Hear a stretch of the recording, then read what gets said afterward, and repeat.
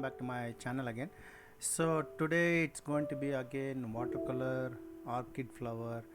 It's not I wouldn't say it is as easy as a poppy flower, but at least follow along with me because there are so many things that I'll explain.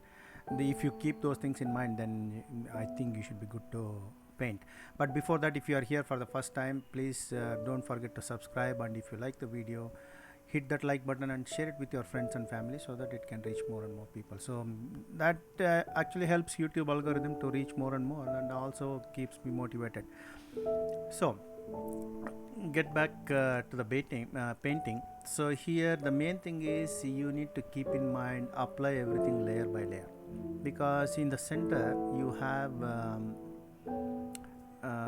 a very minute detail and certain things. That main thing is there are 2-3 different ways of doing this. You can use masking fluid or the drawing gum and then at the center and then do it, but I don't think it's actually needed for this flower. um, if it is hibiscus, maybe I would have, because the center line actually, if I can manage the value, that's fine. In this case, the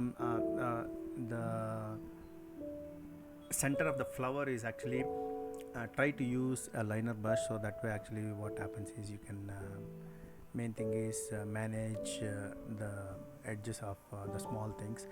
And any flower you paint, make sure that the one petal is overlapping the other petal, so then you need to have that a little bit of shadow. If not, what will happen is the value is same for two petals, then I won't be able to differentiate the petal. At the end, what you can do, once you watch this one, there are other flowers which I have actually painted. So there are some links just above this video, so you can actually check that one out. Or otherwise, there is one which is last Sunday, which was done live, which is a lotus flower that was done in acrylic. So you can actually have a look at that as well, because that's where we develop petals with highlights and shadows. So one underneath the other, one top of the other. So that's one thing that was with that's almost 2.5 hours. It was done live, and then it was with the lily pads. And there are other flower paintings that I have done. So I'm going to put everything at the end, and then some of the links that might appear in between. So watch the video entirely, and then you should be able to paint this. You can actually try the same thing with acrylic as well, but make sure that the shadows and use a liner brush so that you can manage the small details. But my size is actually small, so it was little difficult. Depends, because if the size is A4 and then my flower is bigger size, then it would have been a little bit easier. Also depends on what type of brushes you use for certain areas. So keep that in mind, and then apply the color. The details, orchid flower, if you see the flower texture and marks on the petal is a little bit different. You can actually just go for just plain. I have done some veins I've drawn, so that is actually again up to you. Without that, you can still get it done.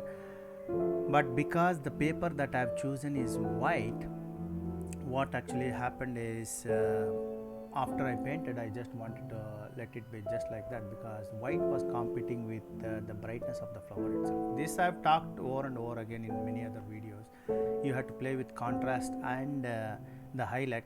So how will I actually increase the brightness of the flower? It's by putting something contrast, the darker color around it. So I thought, okay, let's just put, although I've drawn it, I didn't want to leave it empty. Again, it's up to you, because it's watercolor. I cannot just take black paper and paint watercolor on that. It's just not possible, because the paints are not opaque. You can actually try with acrylic or otherwise even gouache, but in this case I've used watercolor, white paper.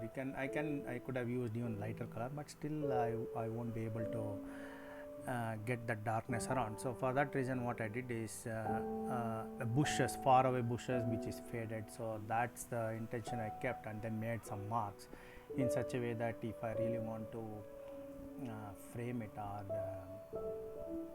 give it to someone else, so that's when I thought, let me put some darker colors around, keeping in mind that bushes, darker green colors.